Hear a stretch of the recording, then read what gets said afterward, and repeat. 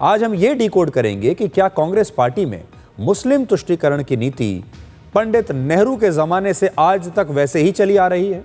गुजरात के वडोदरा में 2 दिसंबर को एक कार्यक्रम में रक्षा मंत्री राजनाथ सिंह ने यह दावा किया कि पंडित नेहरू सरकारी पैसे से बाबरी मस्जिद बनवाना चाहते थे, लेकिन सरदार वल्लभ भाई पटेल की वजह से ऐसा हो नहीं पाया।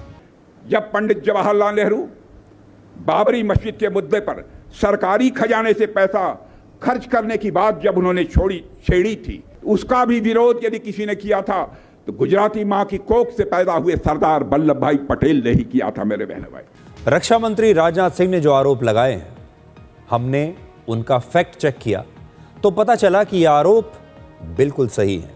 इसका जिक्र एक किताब में भी मिलता है, जिस किताब का नाम है inside story of Sardar Patel, the diary of Maniben Patel.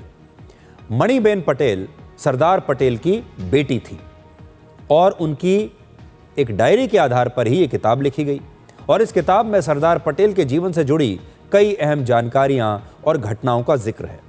इस किताब के पेज नंबर 24 पर बाबरी मस्जिद और सोमनाथ मंदिर को लेकर पंडित नेहरू और पटेल के बीच बातचीत का एक अंश छपा है। यह बातचीत 20 सितंबर 1950 की है।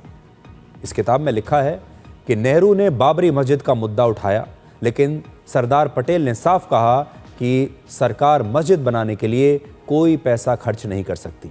सरदार पटेल ने नेहरू से कहा कि सोमनाथ मंदिर के पुनर्निर्माण का मुद्दा बिल्कुल अलग है, क्योंकि इसके लिए एक ट्रस्ट बनाया गया था और लगभग 30 लाख रुपए इस ट्रस्ट के लिए जुटाए गए थे। पटेल ने लिखा था कि यह एक ट्रस्ट है जिसके अध्यक्ष जाम साहब हैं और सदस्य मुंशी हैं और इस उद्देश्य के लिए सरकार का पैसा बिल्कुल उपयोग नहीं होगा। और सरदार पटेल के इस तर्क के बाद नेहरू चुप हो गए थे। नेहरू सरकारी पैसे से बाबरी मस्जिद को तो बनवाना चाहते थे, लेकिन उन्होंने सोमनाथ मंदिर की प्रतिष्ठा समारोह में सरकारी धन के इस्तेमाल का सख्त विरोध किया था।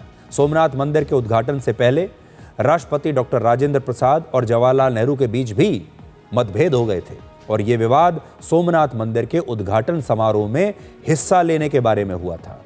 11 मई 1951 को सोमनाथ मंदिर के पुनर्निर्माण का उद्घाटन समारोह था और इसी दिन प्राण प्रतिष्ठा की गई थी।